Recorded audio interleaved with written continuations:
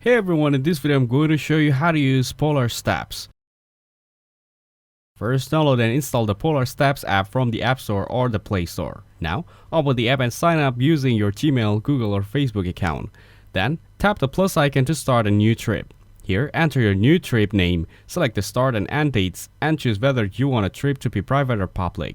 Now, turn on the travel tracking if you want Polarsteps to automatically track your location while traveling.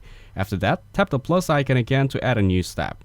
Here, you can select the location you visited, write a short description about it, and add your favorite photos. Next, repeat this for every new destination you visit on your trip. Once your trip is complete, you can view the full timeline and interactive map of your journey. If you want, you can also order a printed travel book of your trip directly from the app. That's how you use Polarsteps to track and share your travels. Thank you everyone for watching this video. Hope you guys have value. Make sure to like the video and subscribe. Goodbye.